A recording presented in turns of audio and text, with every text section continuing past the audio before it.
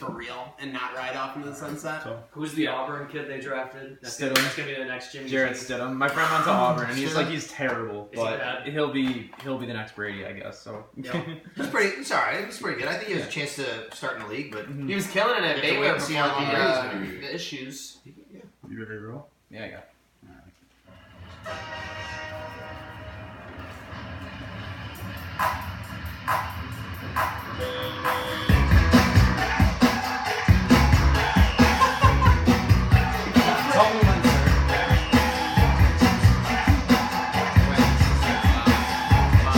Sal Capaccio. Got legs.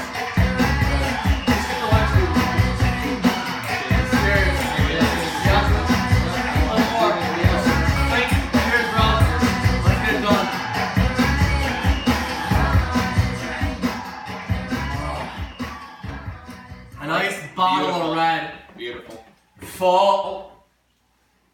Folks, welcome to a brand new episode of Trainwreck tonight with special guest Sal Capaccio, myself, the General. We got Maniac, Topher, we got Wake Jackins, DJ Supreme, and producer J Dubs in the house tonight for this one. Show sponsor, Codes Socks. Code Socks doing amazing charity work, amazing options. Check them out on social media, especially Instagram. Codes_socks.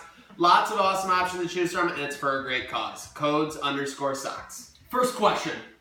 Who's been in studio more recent, Sal or Topher? It feels like... When I didn't see the Dos Equis guy in the window pulling up today, I thought I was at the wrong house. I really did. Where the heck have you been? So, I've been recovering since I got eviscerated by Buffalo Twitter. I sent out a little tweet that's basically for my family, not even friends, basically saying that Duncan is better than Tim Hortons. Oh, geez. And that someone was browsing on the Trainwreck account and gave it a retweet, and it ended up being the worst take ever. I'm dead on the hill. I'm not gonna die on the hill. I'm dead on the hill, but I still believe it. But yeah, I've been recovering from that because that one was kind of brutal. Like a great man once said, sometimes you need to throw a firecracker into a bathroom. Yeah, And that's exactly what he did. Now, Sal, this is your third Trainwreck appearance. First one, you were at the Combine. yep, I remember. I was on the phone drinking a glass of wine at Champ Sports Bar. Champ Sports Bar, and we were in producer Amazing. Burz's bedroom There you go. recording that show. Second time was what? 19 months ago, you said? 19 months. What the hell was going Long on time. 19 months ago? 19 months ago, let's take a look at what was going on in Buffalo sports. Let's see, new coach Phil Housley was off to a 1-4-1 start. I mean, geez, maybe we should have looked into something. Nate Oates was entering his third year as UB coach. You want to know what his record was at that point? 37-30. Doesn't really sound like a $4 million a year guy to me at that point, but we'll let the money do the talking. The Buttes were 6 weeks away from being purchased by the Pagulas. So I mean, you see how long that storyline's gone, and of course the ultimate storyline at that point, the Bills had not made the playoffs in nearly 2 decades, which they obviously broke that year shortly after you coming on the show. And they had just hired Sean McDermott, I guess, not too long. Yeah, before six that, right? months before that. Yeah, that offseason. So he hadn't had his season yet. Nope. That's right. So, Sal, since you've been on track 19 months ago, what's new with you? What's going on in the life of Sal? I'm still doing the thing I normally do at WGR and following the Bills and reporting on them, being on the sidelines and things like that. But personally, really didn't grow much hair since then. I've tried.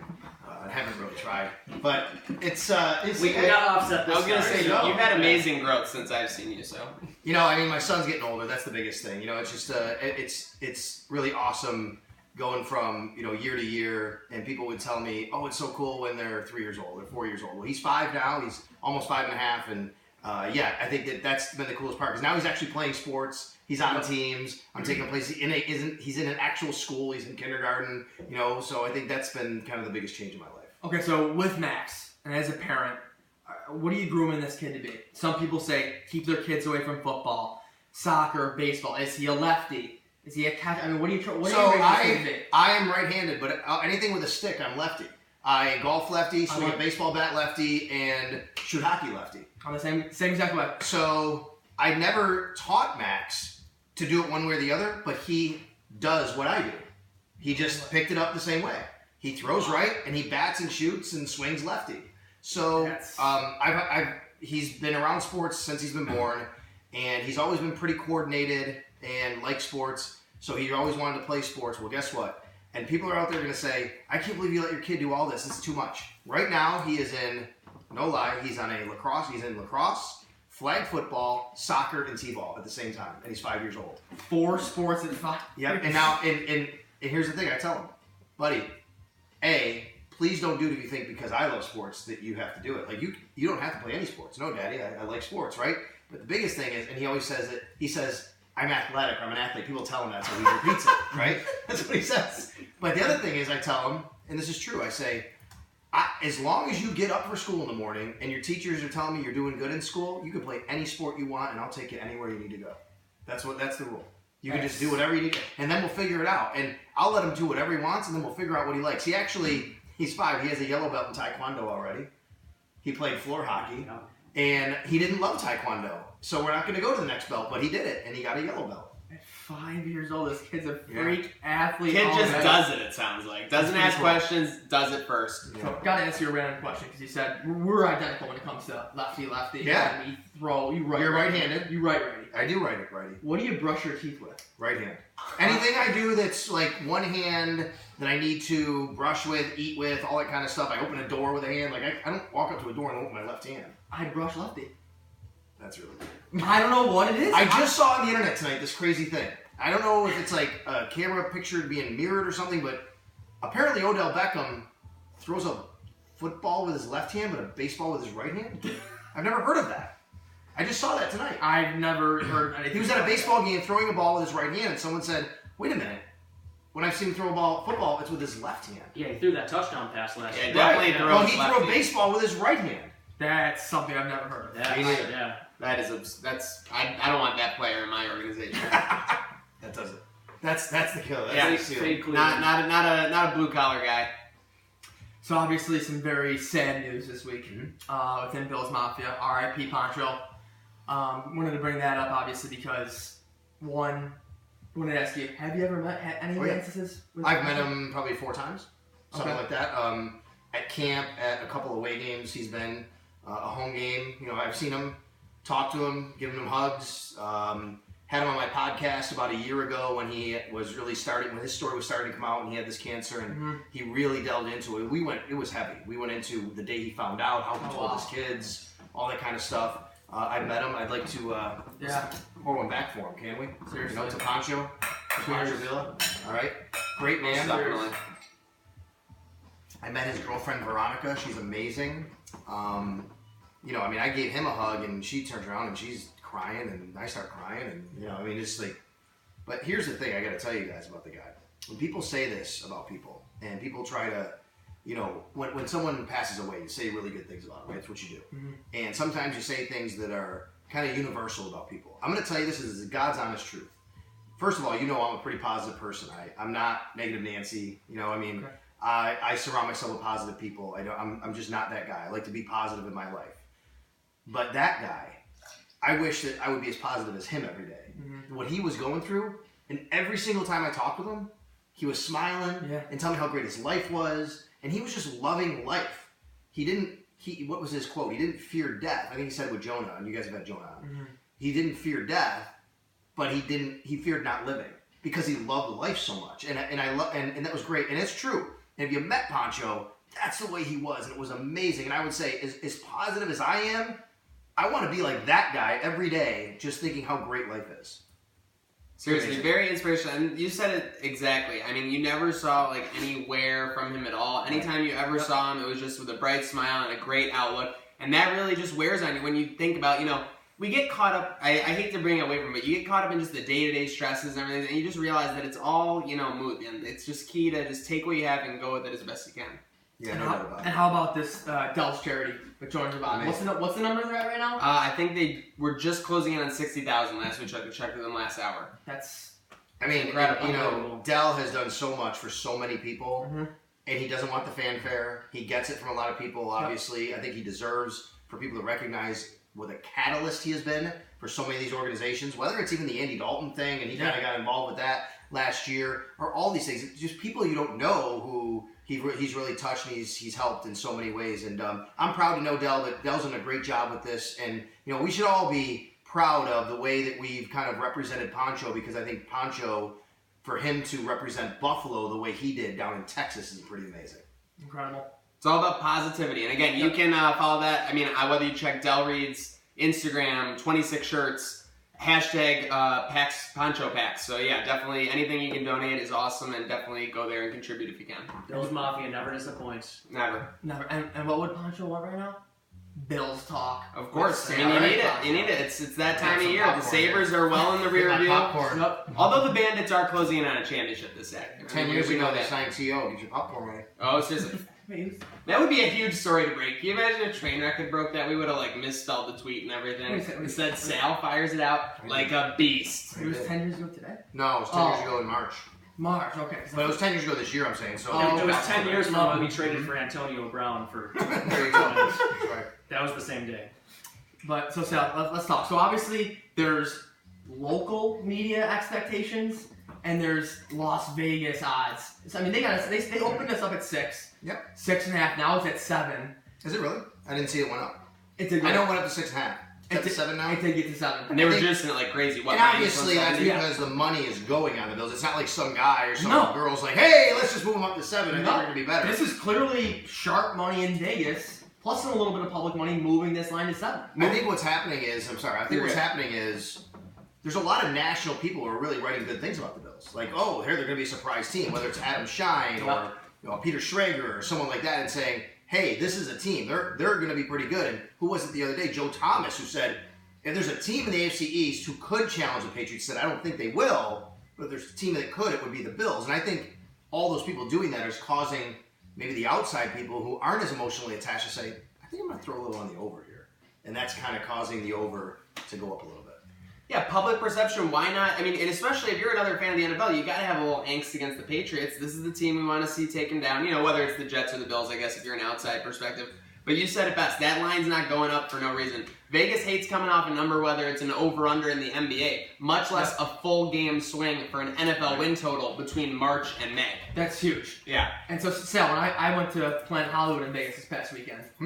And yeah, take a look Is this here. it? Take a look. Check the receipts, as the kids say. So it was Wow. It was Look at 6. this guy, big spender. It was 6. So the night I got there, it was 6.5 minus 180, and the Okay. last night it moved to 7, and that's to win the AFC East. 12-1 odds. For the That's Buffalo beautiful. Bills. That's a great bet right there. I mean, because you never know. I think, right? I mean, was- anything can happen. Any injury. So Yeah, what were that's you saying right. before Just tonight? takes an injury or two. Brady breaks a collarbone, 12-1. We were saying one bad UGG and Brady's on the shelf for at So least this 12 is, weeks. oh, and this is over the 7. So that's so yeah. You So, got to lay a little more to go to the over too. but the difference between minus 170, Yeah. I get plus 120 That's right. for the over 7. So I think, you know, it's really about Josh Allen, and it's the perception of him, and it's how you feel about Josh Allen and whether or not you should be over or under. And I think where the line starts out, right? I think they start out the line at 6 or 6.5 because, hey, he's a young quarterback, he's got these accuracy issues, so. And the Patriots are still in the division, so that's why it starts out that way. And I think from there, you have to kind of decide, what do I think about Josh Allen? If you think Josh Allen's going to take a step and be pretty good, you go over that number. Yes. And if you think you're pretty skeptical about that, you're not touching that. Or you're going under. Of course, yeah. I mean, the Bills' perception from outside still has to be a little bit slanted. Like, you know, these are still the Bills. They're still Right. in the division with the Patriots. It's tough to not that when, you know, to be honest, a lot of people are chiseling or, you know, notching in 2 losses for the Bills every year when they play the Patriots. We've been talking about that as long as Trainwreck Sports has existed. That way, as long as it's Bill Belichick Right. and Tom Brady, you're very close to almost just penciling. I think in this year the losses. difference is, though, and I've been saying this on the radio, is you should pencil in 2 wins against the Dolphins.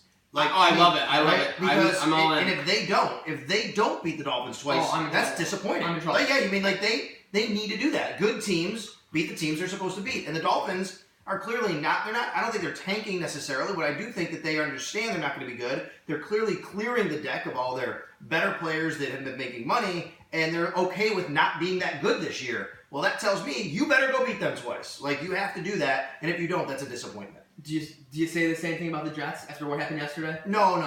I think the Jets and Bills are very similar. Okay. I would, if I had to bet, I'd say they split. However that works out, whether that's the Bills win and the Jets win or vice versa, If we steal that first one, that'd be Let's great. lose. And then you don't know. I think the problem is you don't know how the teams are at the end of the year, what they're fighting for, what they're That's playing true. for, right? Yeah. But I think that first game is kind of a toss-up. You probably give the Jets a little bit of an edge because they are at home. I don't think what happened yesterday matters to their win-loss total or against the Bills. Yeah. However, I do think that their overall season and the kind of dysfunction they're showing probably doesn't get them to where a lot of people feel they should be. And the Bills are, believe it or not, the most stable team outside the Patriots now in the AFC East.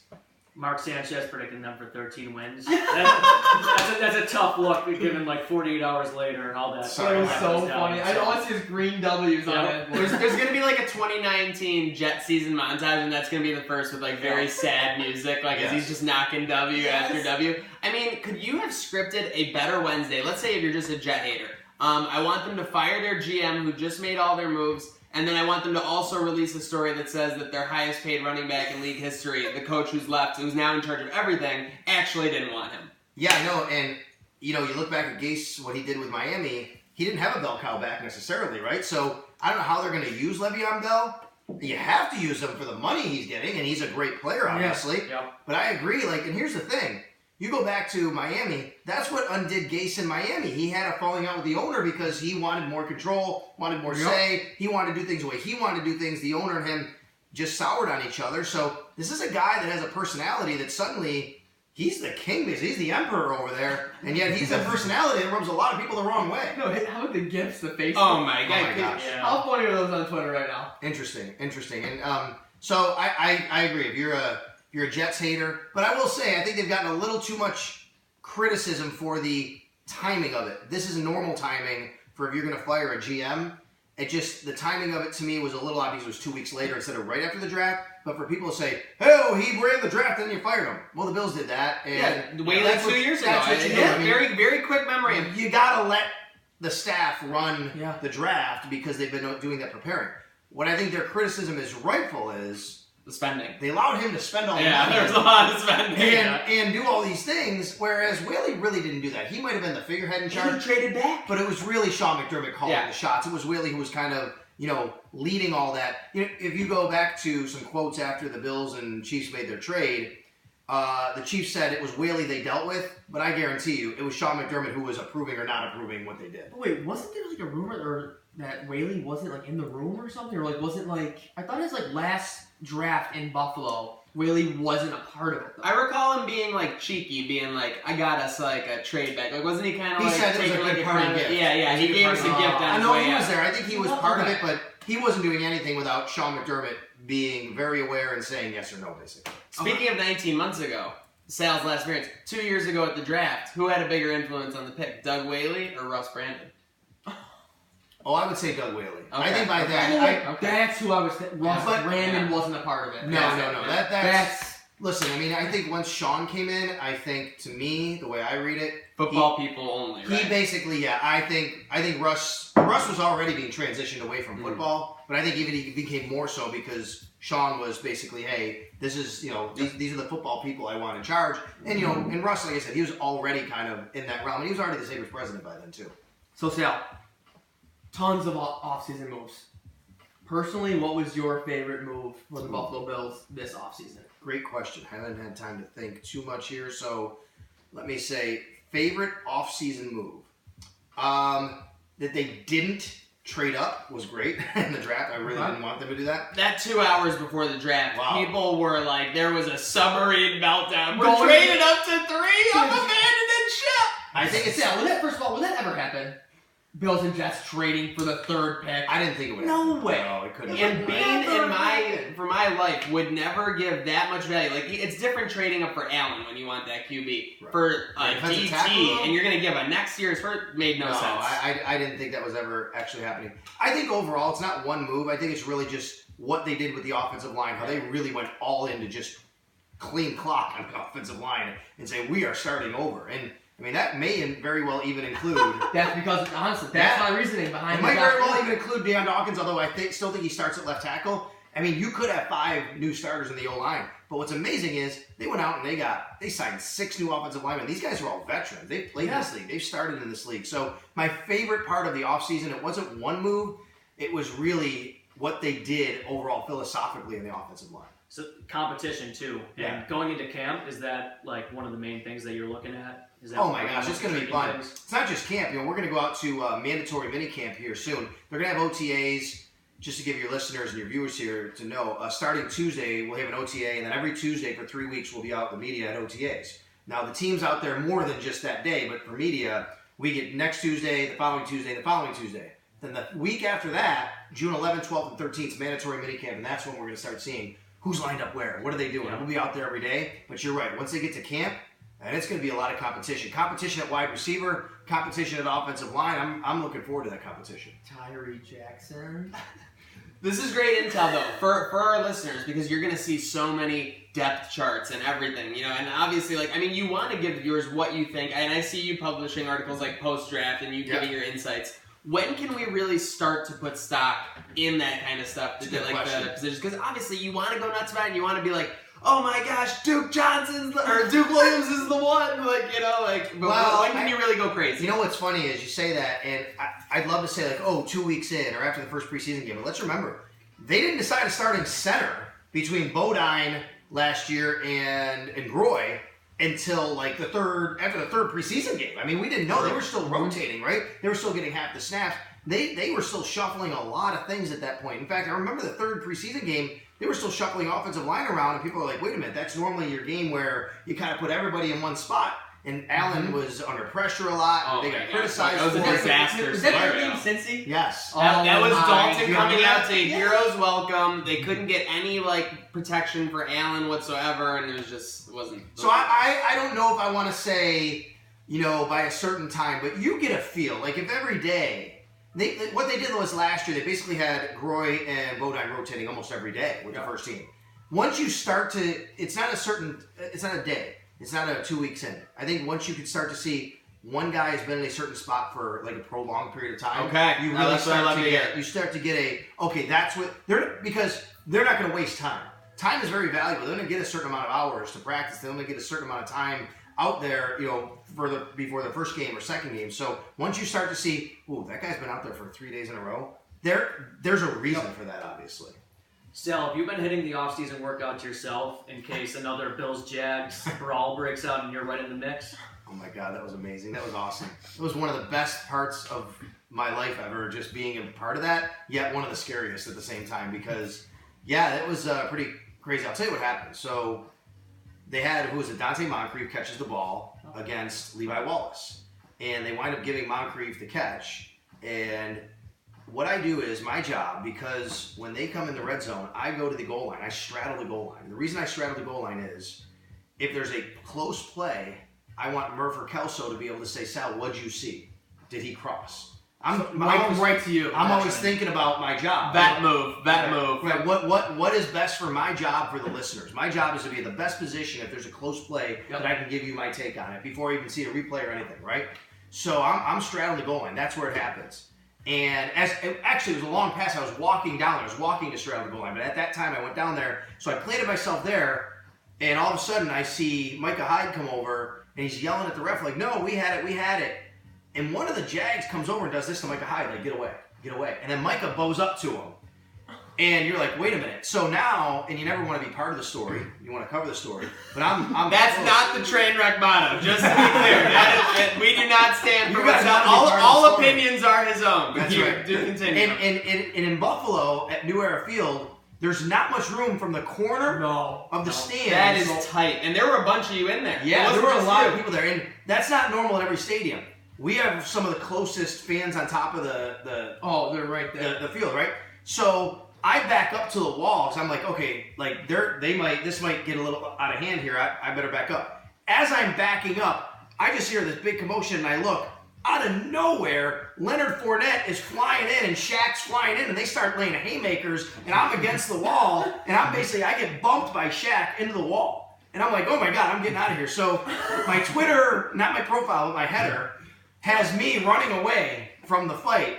I go back and watch. If you watch that game on the CBS replay, I laugh every time because it's me basically like, okay, I'm here, and then I'm just hightailing it out of there because I don't want to be in there. These guys are big. Yeah, I had a good laugh with Shaq about it though. I showed him the video. I'm like, that's me. Like you almost killed me. Like he didn't really, you know. And it was kind of funny, but It's funny you say that. That was a really surreal moment. I will tell you that I think that whole moment changed that game. Obviously, they stopped them. They missed a Huge field goal, momentum switch. right? That was pretty cool. That was a cool moment to be a part of on the sidelines. Could you imagine if that was the other corner with like the Bills chefs and like Elvis? That would be. Oh, they wouldn't have made it out alive. Well, That's no, what let I'm me tell you talking something. about. I will say, a great job by A, security, but B, more than anything, those fans never reached over. They never threw a beer. They never touched anybody. That's a good point. And it was amazing. Yeah. And by the way, that's the same spot where the dildo was thrown a couple of years ago. And who had the dildo thrower on a show first? You guys did, didn't you? Trainwreck. I know. I'll never forget reading like the New York Daily News and like interviewed by Trainwreck Sports. I'm like, what? I was at work that day, and let's just say You didn't work. threw the towel out. New York Post, New York Daily News, Yahoo. It was That's incredible. amazing. Remember, it was the best feeling. One of the That best is feelings of absurd. my We were life. checking the geography of like the listens of that episode. Oh, yeah. Australia was heavy on that episode. I don't know what. Wow. I don't know if that's a common Yeah. search or whatever, like dildos and stuff down there. But Yeah. man, Shout out to one of our biggest followers, Olivia Brooks, Australia. There you go. Yep. All right. Yep. Very good, but that was cool. So it was in the same corner, but those people down there were great about it. They never did anything wrong. Yeah. And then the security was great as well. The only thing that I didn't like, one of the security guys down in the Bills sideline, actually, he's deaf. And he was watching, but he couldn't hear. And a bunch of players were running, and he got run over oh no. by a couple of players. Yeah, and I felt really bad, and I actually went to a paramedic, and I said, "Can you check on this guy, because he got up and he had scrapes on him and everything." They took him back, and he comes out later, and I just I felt so bad. I went to him like, "Hey man, it's good. We're all good. We're gonna do it together. We're in this together. It's all right." And he was, tried to make him feel better, but That I made felt me bad feel great. about him, no doubt. Everyone down in the field's a warrior. Remember that one Yep. guy? A touchdown pass was caught in Are like you the talking back about of the Lee end zone. Evans? The Because Lee that's the Evans same catch. corner Yeah. against the Chiefs about, I think it was like 2006, 2007 Lossman era. Lee Evans catches a touchdown, just slides, and the guy's like watching it, and he just right into the back of his knee. Like they had to bring out the cart and everything. Of course, he survived. Those guys are all of the men and women who guard the field, make it safe for the people that are streaking. Yes. We applaud Sometimes you. the camera people that are standing like this, they don't see something coming, No. and all of a sudden they get trucked. Yeah, And and it's all the amazing. time. And their knees get blown Yeah, out. that's right. Yeah. All right. Sal, before we get into your final record prediction for the Buffalo Bills, Okay. I have two questions for you from Frank and Cheektowaga. Oh, jeez. My guy Frank. He loves it. Did he just cut the line? He literally loves it. Like, I've never seen I a had guy to mute that... Frank for a little while, but Frank, you're not muted anymore. I'm reading your stuff. It's Frank, you hear this. You are not muted No, anymore. no. I had to for a little while. I just got a little over the top. That's all. His first question. How much do you think the Bills' defense benefited from the low-ranking offense? Implying that offenses of other teams didn't run a full game plan knowing we could not score. That's a good question. I actually think they did, Frank. I think it's a good point you raised. Some people will look immediately and say, hey, number 2 defense in the league. And they are very good. But offenses didn't have to attack. They didn't have to go downfield and score points. And a lot of times they had shorter fields. So you're also getting the benefit of not having those yards against you. So, again, don't take this as a disrespect towards the defense. It's not at all. But it is a game plan where the other team says, we can win this game scoring 17 points. We don't have to go out there and try to outscore them by getting 30. Okay. Credit the conditioning There you of go, the Frank. defense. That's I would right. say. That's But, right. Yeah. All right, the second and final question from Frank and Cheek to Vegas. Has anyone ever mistaken you for Artie Bucco from The Sopranos? Woke up this morning. No, not Artie Bucco. I get a lot of I found your twin, and people like tweet me pictures of bald guys with goatees. It's just a bald guy with a goatee, right? Like, That's like racist. Tell me about Can you it. Google Artie Bucco real quick? Yeah, you know Artie Bucco, You know right? who that is? yeah, I'm pretty sure. I watched The Sopranos. Yeah. It's pretty, I mean, it's not like, not identical, but it's... Who was the latest one? The Bills' offensive line coach, Bobby Johnson. You seen him? The OG Bobby Johnson. Okay, there's Artie Bucco. I think he was in Oh, Bandit No, Land. but he doesn't even have a goatee. No, that one's not good. Not a full Go goatee. Google Bobby Johnson. Bills' offensive line coach. I think he was at Bandit Land the other day. Mitch Morse, Josh Allen, they were all up there. Very recognizable. Very recognizable. Okay, so he's going to do, you tell me now. Look at this. All right. That was pretty good. Oh. Look at that. Oh, okay. Yeah. Oh yeah. You know what? Yeah, but Bobby's a little heavier than Yeah, you. But you know what? Yeah, he's a little heavier. But here's the thing: you guys can pull a great switcheroo. Like he could be lambasting the lineman on the sideline. Next thing you know, you guys switch out. He's checking in with Murph and Gelso, and you're giving the inspirational speech. What about Daughtry? I have people that say like you look like Daughtry. Oh yeah, you got a Daughtry thing going on for Right. sure. So- 1,000,000%. Yeah, I mean, there's a lot of bald guys with goatees out there. It's cool. So every time someone sees someone like that, they're like, "Oh, you look like that guy," or "That guy's your twin." I'm like, "Okay." Whatever. Is there any chance you go just mustache? No, never. Because just mustache? No, I don't think I would do that. I mean, I need this look. I definitely have to have facial hair because if I don't, then it's just eyebrows, and that does not look good. Oh, you're right. I'm not just going around with You're just eyebrows. So when if you don't have hair, you have to have something. To me, you do. Yeah. Some people don't. And then here's the other thing. I got a lot of people. I was just waving to the camera. But you got I'm like, hair. No, yeah. See, but here's the thing. I gotta tell you. Listen, I have some friends in the media, and I have some friends, and they're just personal friends that I gotta tell you. Like, you gotta shave that, man. Just shave it. I'm getting there. I'm close. What is wrong? Just shave the I know. damn thing. Hey, can I tell you something? Daniel Craig is jealous of Topher's eyes. Look at those blue that Oh, yeah. Topher's eyes are. Those eyes can live on their own. He doesn't even need eyebrows. Because- Those eyes can fly on their own. Now you're not that like you don't grow it enough that you see like, oh my gosh, look, it's going bald because you have it nice and Right. trimmed like that down. But at some point, I think just go. I'm close. I'm close. You're Yeah, 90% yeah. there. Just do it. Yep. Right? See, you What's know the better- common thing people you say though? My head is. I don't have a head for it. Thank you you're very fine. much, Yeah, Josh. you're fine. Your goatee though, it's fuller down here. I'm working on it. I got the Viking exfoliating scrub. Right. I'll I tell you think the that was a free benefit. ad. Here's the benefit of Yes. it. All right. So whereas you have all this hair, and it's great. I got a surplus. I'm not trying to brag about it. By the way, you can donate $5,000 to BBG charities. You can get me off the hook for my Sabres guarantee. It's my only way. I'm held hostage. Well, No. He tweeted he's not cutting his hair until the Buffalo Sabres make the playoffs.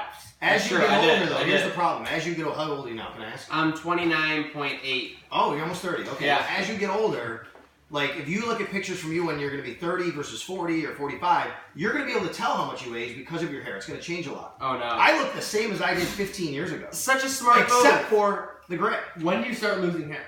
Like I started losing hair when I was 18. Like I had a high school coach at the great Cleveland Hill High School, by the way. My head coach, Denny Mason, in football, said, I said something to him. He said, well, look at you. You have a peninsula on your head and you're only 18. So he said to me, I know, right? Peninsula? He said, call it a Everyone peninsula. before Denny 1995 Mason. was just brutal. So anyway, We had the same time frame. It was This the is same what timeline. happened. So Yep. I go off. I'm in college. I had like, I had like the receding hairline. My dad always had the horseshoe and all that kind of stuff. But you don't even know this. When I was a kid, I had a big ass afro, like really big. I have naturally curly hair, and I had hair. My friends would call me Jimi Hendrix. I had all this hair, So you had just full everything. head of hair. We'll Full post a head. picture of that later. Sal Capaccio, I bro. have I have tweeted pics of it. You'll see it. But then I had when I was playing high school football, and then I started discovering girls and stuff in high school. I went to my Uncle Tony, who was a barber, had a barber shop on Sheridan and Millersport, where Mike Barney Nissan is now. That's where his barber shop was. And I said, Uncle Tony, like I want you to shave it. And he would literally shave my head to be like really like the fade. Remember the fade back in the day? People had the fade. Yep. Like I don't know, like Will Smith back in like Fresh Prince of Bel-Air or something. And I would shave my number in my head for football. Yeah. So I go to college, I kind of had the shaved look, and it was still kind of thinning out. So here's what happened. I'm playing in a flag football league when I'm 26 years old. And the newspaper comes by to do a story on this flag football league in this town of Florida. And somebody took a picture, and at the time I was bartending, and there was a picture in the paper, and these guys, my customers, were like, ha ha ha, look at this picture of you in the paper. It was from behind me, and I had a big bald spot. And they were making fun of me. That day, I went home and shaved my head. And I was 26. I am 46 now. I've been shaving my head 2 to 3 times a week for 20 years. Listen. So you do your own. I've never, 20 years I've been How doing do it. you get like all? Like, Oh, it's easy. I just I go, look, the mirror's right there. I take the hand mirror and I do this, and I go, See, okay. I just Really do it. soft. Same thing with the buzzer for me. Just yeah. listen. All the greats go bald. Jordan, Messier, Zidane, Statham, Yeah. Sal, Beckham. Topher. If you look at pictures though, like if you look at pictures of me from when I got married 16 years ago, I look the same on my wedding day, except for I have some gray hair now, and I did then. But otherwise, So you've gone goatee bald for 20 years. 20 years. Consistency. 20 years. We're not gonna dive into Thrones yet. I did grow some More a couple years talk. ago, but I didn't love it, so I Okay. shaved it off. Not gonna dive into Game of Thrones talk yet, but that's a very Tyrion Lannister move of you. You took what could have been a weakness, you made it a strength, so Yeah. it could not be used against you. Thank you very much. Very I wise, just finished very wise. the first season of Game of Thrones. Is it time Don't for- spoil it. Is it time for a little bit of a gauntlet? After he makes Oh. the gauntlet of his prediction. Sorry, You're not gonna forgot. get a more inside info than Okay. Sam. Your Bills prediction. We've had everyone on our show give their win-loss record. What do you think the Bills go this year? If you had not every game, but let's hear your win-loss record. I think they get to 9 wins. I wouldn't be surprised if they get to 10, but I'm going to call 9. Yeah, I think they're better than 8-8, and I'd be disappointed if they're not better than 8-8. I agree. I think there's pressure on this team to win. Brandon Beane feels it. Sean McDermott feels it. Internal pressure, by the way, on themselves, and I think some external pressure. And they've made moves that signify we're ready to do this now. We're not holding back anymore. We're not in this rebuild mode. Sure, there's still some of that still going on. We're not just saying it's all about 2019. But I do think that now it's time where they feel we're going to win and we're going to challenge for the playoffs. And if we don't, then we're going to be upset about that. So So you got to get to 9 to do that. So locking you in. Okay, so is 9 the official pick? Because you said 9, but you could see 10. I'll say 9's the official. Okay. 9-7. Okay. 9 is All right, I like it. sounds very good. Well, now it's time. Sal ran that gauntlet. Amazing Bills talk. Great insider info from Sal. Now he's going to run the new segment on Trainwreck Sports, the Game Show Gauntlet. Okay. Sal, this is the first time we've run this, so you're the perfect guinea pig in your own way. So you have a lot of great coworkers at WGR, many that we've had on. Nate, Gary, Jeremy White. Well, you said great ones, then you mentioned. Yeah, I don't know why I kind of went out of order there. But with that said, in this game show Love you, gauntlet, we're gonna pretend that you have to pick one of your coworkers to go on a game show and succeed. So let's say you're rooting for them. Like let's say you're invested in their Okay, success. what kind of game show? Well, that's the thing. We're gonna name a couple different Okay, ones, all right, and you're I gonna got you. tell me Name, yep, which all right, WGR gotcha. employee you would pick. And here we go. Which Entercom WGR 550 employee, 550, would you select? I should for- only go with on-air people so people know, right? You can dabble in the off-air. You can do both. If someone will be really good. Okay. Would you select to go on The Price is Right? The Price is Right. I would say Jeremy White. Okay. Jeremy is actually, I think he would be very good. He understands value. And I think he would be like really good. for Because the key thing is you got to get that item. To get the item prize, then you're on the game. Once you're Right, on the game, yeah. you've already won. I You think- start- you're spinning the wheel. You might be in the showcase. Hold on. If Jeremy understands value, he wouldn't tell me in the back. I don't know, man. Ooh. That whole conversation sounded like 2014, 2015 Sabres radio. Oh, Morning jeez, show. no. You believe in Jeremy, it's a little bit too much. But with No, that said, I would say Jeremy for Price is Right. okay. I just shoved a bunch of popcorn and took it out of my mouth. Okay, with that said, WGR employee you would pick if they had to go on Jeopardy. Mike Schultz. Mike Schultz would be a pretty good one, but Mike is smart, and yeah, I would say I would go with Mike. There'd probably be a lot of areas where we could help each other, but I think he would be able to be really diversified and cover a lot of things and help out. very knowledgeable in a lot of aspects, no doubt. Okay, now we're gonna get a little bit crazy. Fear factor. I'm thinking this is a Derek Kramer one, to be honest. That's a great. Yeah, right. answer. Like he just wouldn't care. He would be completely unthrown. I think I have an answer. I think it'd be between Derek and Joe DiBiase. Oh yeah, Sneaky Joe, right through those challenges. right. I think. What about corporate Gates? Well, He's gone, Gates though. is like He's not a the cousin on the But tree. still, I think he's still kind of. he probably would be like. Yeah. I mean, but if you're just going with guys now who actually get a paycheck, I would say, sorry, Ryan, but not from WGR. You know what I mean? He got a paycheck elsewhere. True, corporate Gates. That's Al looked him up. I would say, I think Derek would probably be good. And if Derek didn't want to do something, we would just convince him to do it. He'd do it. That's the thing, yeah. Just pressure him. He would give in right away. Absolutely. Okay, now this next one. This is going to be a really good one. All right. American Ninja Warrior. American Ninja Warrior. So they got to be jumping on like the platforms, everything. I mean, Bulldog could maybe just like jump on the high one real quick. How are Bulldog's legs? I haven't seen much of. No, I wouldn't choose Hockey, Bulldog. though. He's a big dude. Like, it'd Yeah. be tough for him to do a lot of the things. What about? Like, I would say, hold on. I would say Jeremy is he would be the best for this. He'd be the most, like, like person to be in shape and athletic and ready to go. But I wouldn't discount. I would say Nate because he's younger and not far removed from being a college athlete. Yep. You know what I mean? I think you have to go with guys like that. I think I would be a good choice, but if I had to choose somebody, there we go. Let's be real, honestly. No one else. More like American Capaccio if I had to choose. But with that I said, think probably Jeremy. very interesting that you went with the Nate pick for his youth when I think he's getting a little wide in the midsection. I heard that proximity to Dinosaur Barbecue on his new apartment having some ill I haven't effects. seen that yet, but I was just thinking philosophically. But you're right. I haven't like gone and measured his waistline lately. To be quite honest with you, I've been doing it with my iPhone. I just hold it up to every Instagram upload that it does. It just measures it right away. but I will say too, an underrated one might be Kyle Powell. Okay, KP. Kyle looks like I don't know, but Kyle looks like he'd be a pretty good athlete, and I don't know what his athletic background is, to be quite honest with you. But he might be someone that would be. Sal, be honest, you dust everybody. Come on.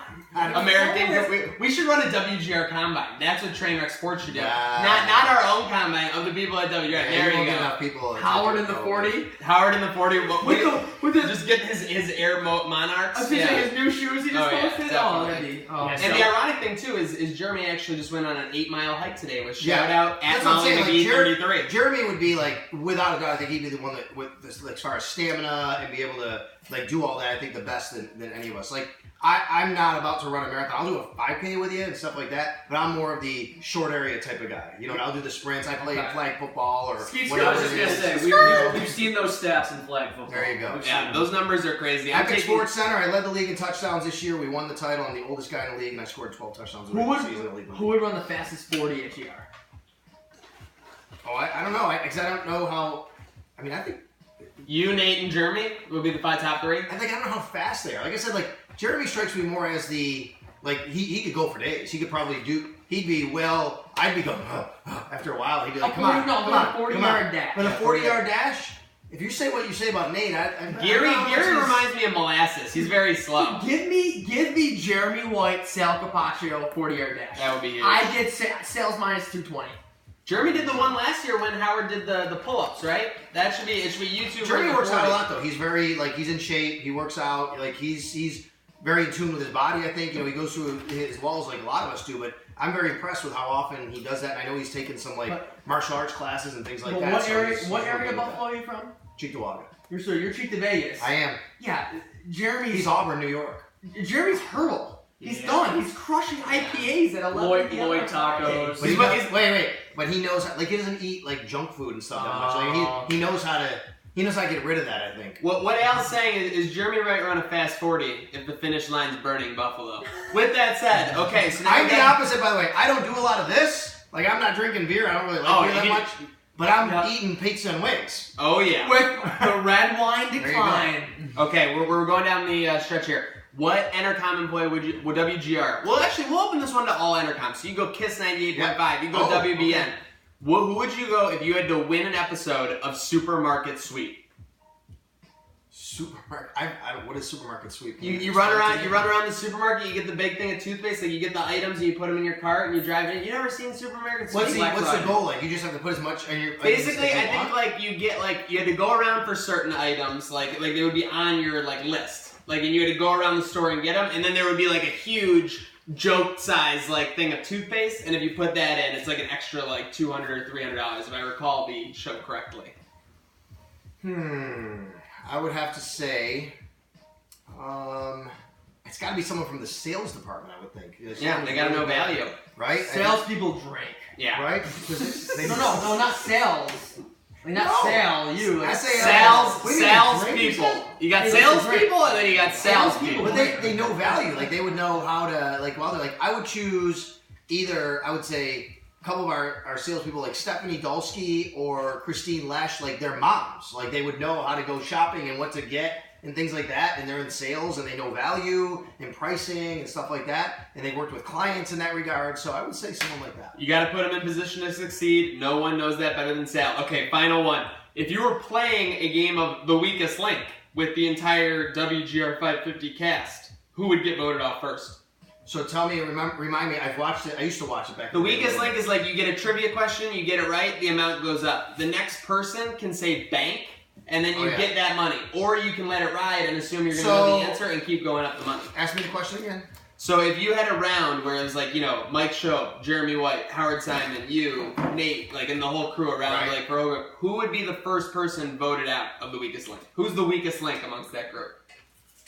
I mean, it's got to be Howard, right? I mean, Howard, the guy never ate peanut butter in his life. like until summer like 2 ago. years ago. Oh no. That is. How can he not grow He's up with never peanut watched, butter? like, you could name any song or movie or TV show, and he'd be like, hey, I've never seen it. Never listened to it. I just don't know what he does. He just watches Watches the Mets. Yeah, That's right. Yeah. That's what he The does. Mets. Well, I'll tell you what Sal's done. He's escaped the Gameshow Gauntlet. Congrats, Sal. Thank you very much. Derek would probably be next on that, though. I don't trust Derek. Sorry, Wade. All right, so I think we just, do we keep this rolling? I got something for you guys. Can I do it? Yeah, he's got audio. He's got audio. He's gonna sneak on So us. here's the story, okay? Okay, Hold on. please shit. So here's the story. So there's a guy who plays for the Bills. His name is Christian Wade. He's this running back who was from From the UK, the right? UK. Yeah. He actually was a rugby player in the UK. There's a thing called the NFL International Pathways Program. He got allocated to the Bills. It's not someone they signed. They allocate them. Like they do this like 4 guys. This year, it's all the AFC East teams got somebody from the international community to come and he goes to camp. He's going to play running back. He doesn't count as a roster spot, but he can still make the team. Okay? It's a great investment. That's right. So anyway, I interviewed him the other day, and I didn't realize when I went up, and then I said, "Oh, like the accent just struck me. Like you're not thinking about the accent until he speaks." So I put a story out. It's a great story. Go read it. WGR550.com. It says he's learning a new language. No, not English. American football. Like he's never seen a playbook. He doesn't know what a passing route is. He doesn't know like There's a lot of jargon there. go to just the B throwing gap around. or run. He doesn't know that, and it's really cool to talk to him about that. How he's learning. So I wrote about it, and someone tweets me and says, and because I wrote in the article, the thick British accent struck me. And someone tweeted me and says, it's not a British accent. He's Australian. And I said, wait a minute. And I went and looked. He was born in Australia, but he grew up playing most of his life in the UK.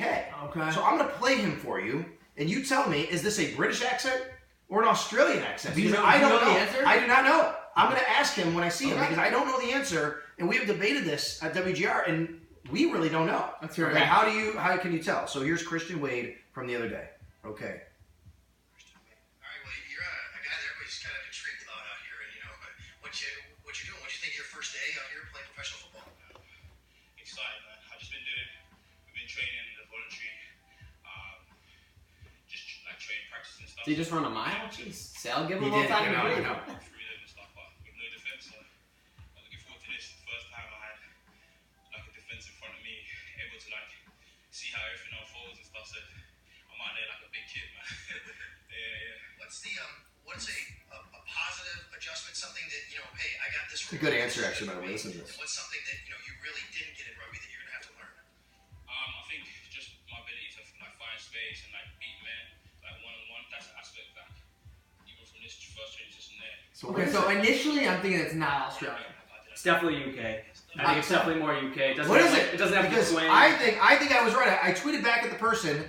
The person was kind of giving me a little bit of garbage and saying, "Ha ha ha, you suck. You don't know the difference between an English and Australian accent." I'm like, actually, you're right. I don't but I will ask him. That's a good question. I was being sincere. I still think I didn't change the article. I still kept it as UK because as British accent because I still think it is, but I don't know. I think we have DJ Supreme with some inside details What do here. you think? I did study in London for a semester. Oh, nice. Back in UB. There we go.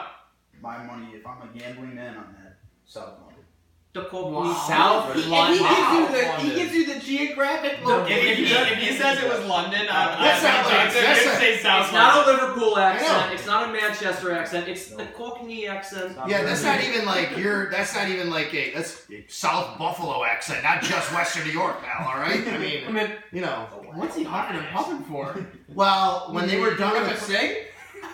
He's European after when all. they were done with practice, they came inside and he went with the a couple other guys. I don't even know if they were running backs or special teams guys, and they did something. I don't know. And I was catching him as he was going from like the field to the locker room, and I had to get him before he went to the locker room because during this time of year we can't go in the locker room. We don't. That doesn't happen until later. Wow, so that We- walk from we- the field, yeah, that's money That's time. right. So we got to get these guys literally coming off the field during OTAs. That's amazing. That's why he was out of Part of me though wishes he played Aussie rules football instead of rugby, because I don't know if you've ever seen clips of that sport, but it's just mayhem.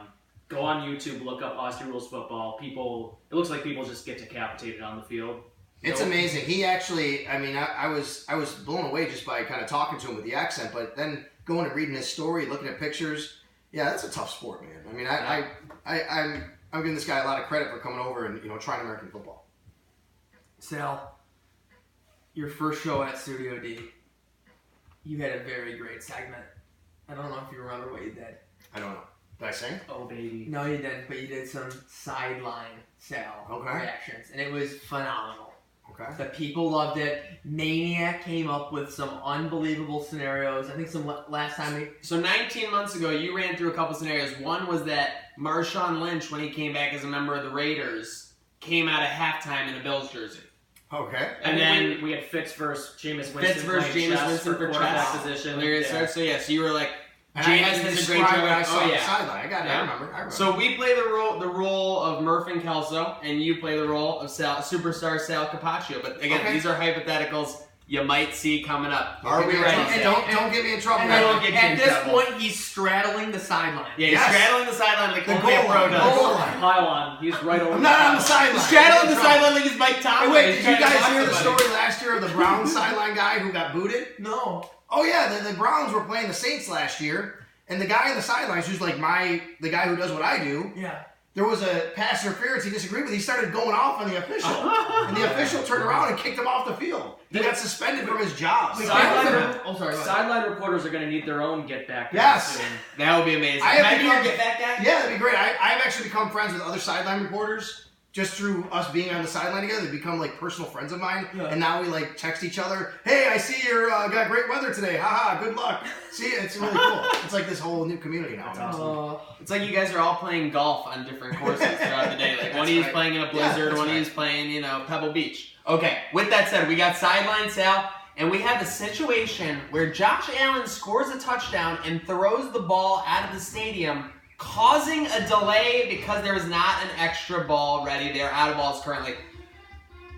Mark, I don't know if you just saw what happened, but I think after that touchdown by Josh, he threw the ball out of the stadium. Let's go down to our reporter, sideline reporter, Sal Capaccio. Sal, tell us what happened. Yeah, you guys aren't going to believe this, but not only did he throw it out of the stadium, he threw it over the actual third deck of the stadium. It wasn't over the scoreboard. It wasn't over the tunnel end. He actually stood and threw it over his own bench, over the third deck of the stadium. It's out in the parking lot now. In fact, I think it's hitting one of those. It hit one of those big cranes where they're actually working on the brand new training facility that's out there. Josh Allen obviously has been in the training facility because he just threw the ball outside the damn stadium. I've never seen anything like this before. Wait a minute. Hold on. Here comes Clete Blakeman, the official. He's coming over. He's delaying the game, guys. We're going to have a delay of game here. And we might actually... The flag is coming out on Josh Allen. I can't believe this, Murph. The flag is out because Josh Allen has caused the delay of game. Oh, that would just drive me nuts. All right, that was amazing. I felt like I was there. I felt like I was seeing it. Absolutely incredible. Okay. We have 3 more. But yeah, right now, we're gonna take you from New Era Stadium to Westeros, where Sideline Sal is on the sideline. Now, what was the last thing you saw in Game of Thrones? Because you just ended season 1. Right? Yeah, well, the Khaleesi has dragons coming out of her, like, her back. Like, Okay. this little dragon. So we're gonna- What is going on here with this show? We're I gonna have no step idea. back 1 episode. Spoiler alert. Oh my gosh. You know what it looks like it's gonna go up? They're gonna behead Ned Stark. They're gonna behead Ned Stark. Sal, what are you seeing down in the peasants there? What's happening? Is Ned Stark really gonna lose his head? Yeah, I really can't believe they're going to do this. There's no way, right? This has just got to be a ploy. It's got to be something. Belichick is basically playing mind games right now. He's putting Ned Stark into the guillotine. He's pretending. Oh my God, he did it! Holy cow! Murph! He did it! I can't believe they just headed Ned Stark. Belichick, he did it again, guys. He did it. Oh, back to you, Murph. I'm sorry. I can't. I'm going to throw up. Hashtag Belichick did it again. I can't believe it. Okay, and we got another one. Round You 3. got 7 more seasons too. Oh yeah, you got a lot. Believe me, it gets a lot crazier than that. Coming out of halftime, the Bills, despite being down, look a little bit extra fired up. Turns out they got a halftime speech from new Sabres coach Ralph Kruger, captain of inspiration. You got any intel on that? Kelso. Oh yeah, wait. Kruger just said, "Where's my dog?" What? Sal, what is happening with this Bills team? What just happened at halftime? Well, I can tell you this. Because of the one Buffalo connection, they always have Sabres down here. They always have Sabres and Bills talking to each other, helping each other. These guys are friends with each other. Ralph Kruger, as we know, he kind of went around from bar to bar meeting all of the Sabres fans before he was hired. He was learning about the city. He was learning about the community. He knew how extra special this Buffalo Bills team was, and he said to Terry and Kim Pegula, I need to talk to those guys if you ever need me to get in that locker room. Well, guess what? The time apparently has come, guys, because Ralph Kruger is walking out right now of the locker room, and all of these guys are super fired up. But here's the crazy part. I don't think they understood how damn word he said because he was in Southampton for years. Oh, jeez. Not an accent you can hear easily. Okay, we are going to go down with a... Christian Wade knew what he said. CW picked it up. He was the most inspired in that second half. We're going to go to the last round of Sideline, Sal. We're going to keep this one from the audience, but I'm going to tell you what the scenario is. Okay, Sal?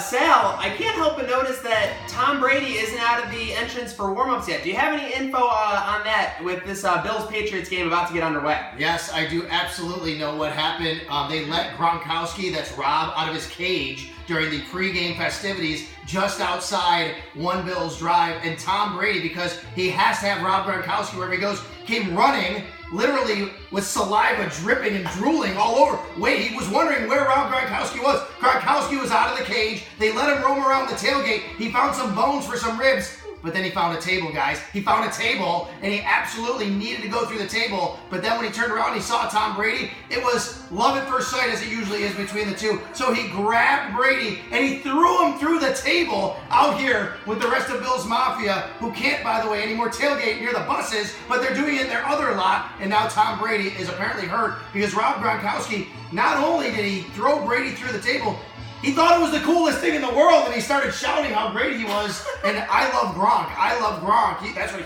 he was shouting, Rob Gronkowski.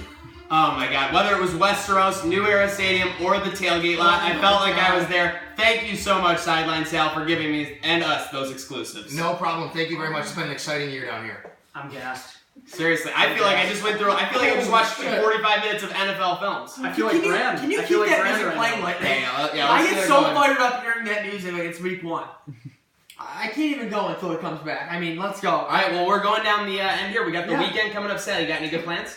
Let's see. Well, besides my son having all this, I'm not doing Saturday this week. Nate Geary's going to be on, so I kind of have Saturday to do my thing, and I know the weather's going to be good. I'd love to play golf, but I feel really guilty because then, I miss things with my wife and my son, and I miss so much during the season that I try to not do those things, but, maybe I'll get out and play a little golf or something, but got to take him to lacrosse. He's got it on Sunday morning. We'll do that. And what else is going on Sunday? I thought I had something else going on Sunday. Maybe not, but we'll have to check my calendar. My calendar, you guys here. So here you go. Is it my good? calendar. It's gotta be absolutely Okay, bonked. hold on a second. So Who is that bad dog? I know, right? So this is my calendar.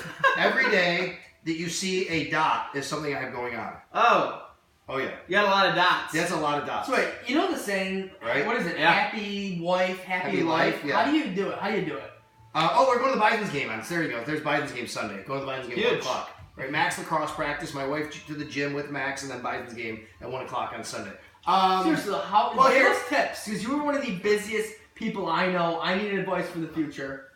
What do you do? How do you keep everything? Who is that? That's my old dog Willis, who passed away of cancer. So he was my baby. So I keep him on my phone. It's true. I was married in. I have a great story for you guys I can share before we leave here. I was married in March of 03, and in April of 03, the first week, Syracuse won the national championship. Oh man, what a honeymoon effect. Well, what happened was I had been married less than a month, and I was living in Florida, and my friend was in the Final Four. At the Final Four, he calls me on Saturday night after Syracuse beats Texas. He's like, "Dude, you got to get here. You got to get here. You can go to the game." These Texas people are dumping their tickets. I've been married less than a month. I called my wife. I'm like, "Hey, I got a chance to go to the Final Four. I'm gonna maybe fly to New Orleans tonight." She's like, "All right, go ahead if you want to do that." So I got on. I flew from Tampa to New Orleans. Yep. I get there. I buy a ticket from a scalper. Pay over $200. Between that and the flight, it was about $400. I go to Harrah's Casino and win over 400 playing craps. I win the money back like that night, right? I go to the game. They win the game. It's incredible. I have somebody take a picture with a old disposable camera. This is before smartphones. Really weird. Takes a picture with the old disposable camera. I have I have the scoreboard behind me, and I have tears in my eyes. Syracuse just won. Yeah. You know, I grew up in Buffalo. Bill Sabres never won anything. I have tears in my eyes. It's crazy. I go out, down back to the team hotel. The team comes. I see Carmelo Anthony, Hakeem Warwick, Josh Pace. They're all like, ooh, they didn't want to get with all the people because there's tons of people. So they sneak out. I see them. I run down, and I go to Bourbon Street with them. And I'm part of their posse all night long. It's incredible, right? I'm literally... Does anyone know this? That's incredible. I told this story a couple times, but so what's crazy is, so I go down to Bourbon Street. I'm partying with Carmelo and Josh and Hakeem Warwick, and here comes Dwayne Wade. Marquette was in the Final Four that year. And, like, we're going to bars together. Yeah. All of us, right? Now, here's the thing. You got to remember, all those Syracuse guys were only 18 or 19 at the time. So we'd go into a bar, and, like, someone would come up, they'd put their arm around them, and they'd go away for a little while. I don't know what happened to them, where they went. And I'm out there, and I'm partying with other people, blah, blah, blah. We're going nuts. Have you ever been to New Orleans? No. Okay, you need to go to New Orleans. You guys, at your age bucket now. list. Okay. Yeah. They say Vegas is Sin City.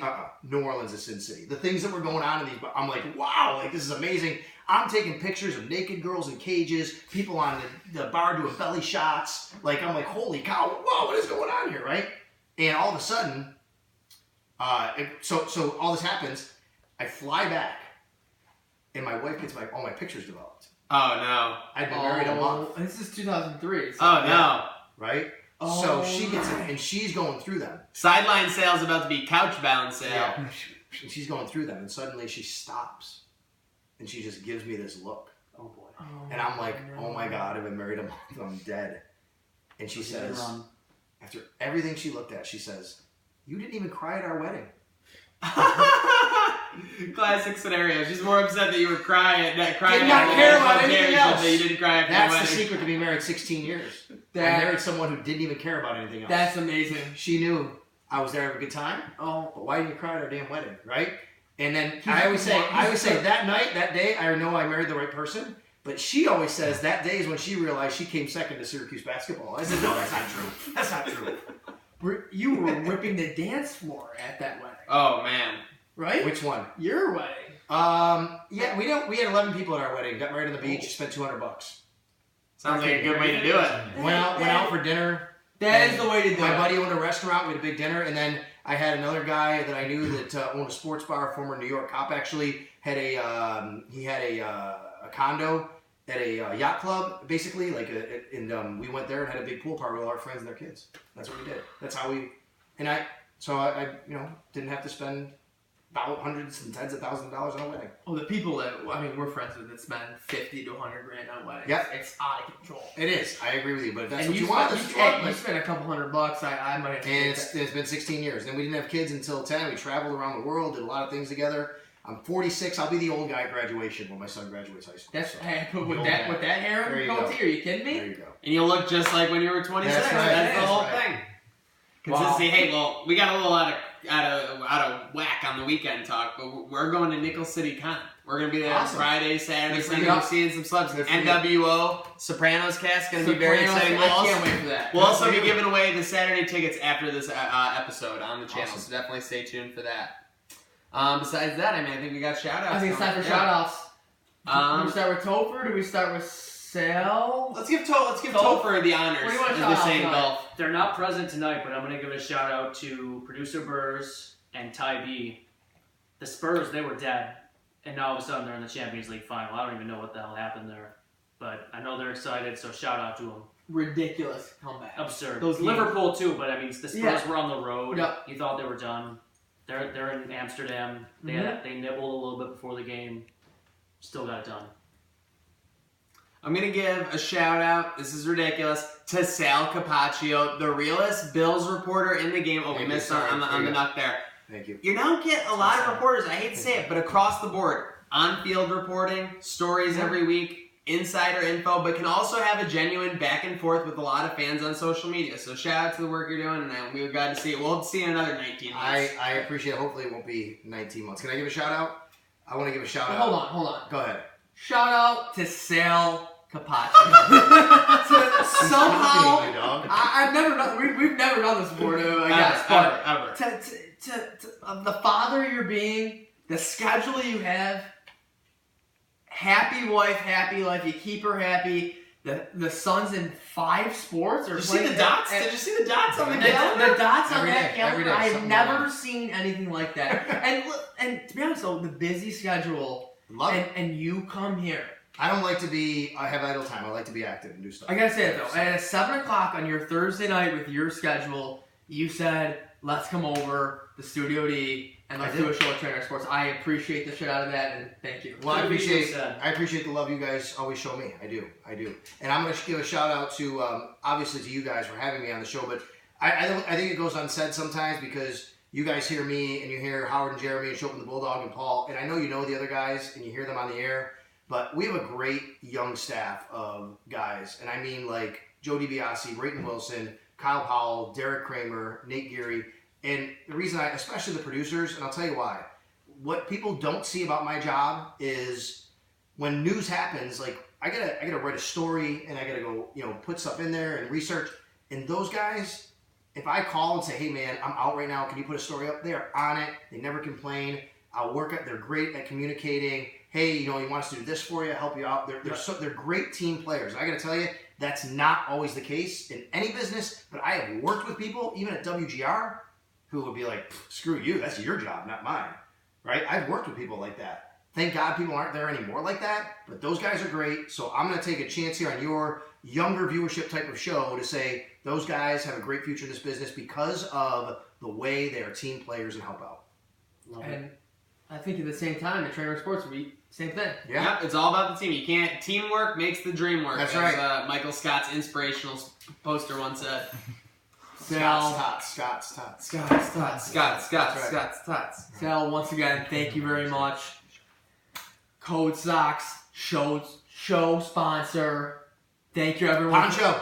Pancho. I don't have it. Oh, I do have a little bit left. Me too, just a tiny bit. We'll do it. Cheers, Just here, one more enough. time. Thanks. Love you, boys. R.I.P. Pancho. Good night now. Keep holding it up. Just one more live play.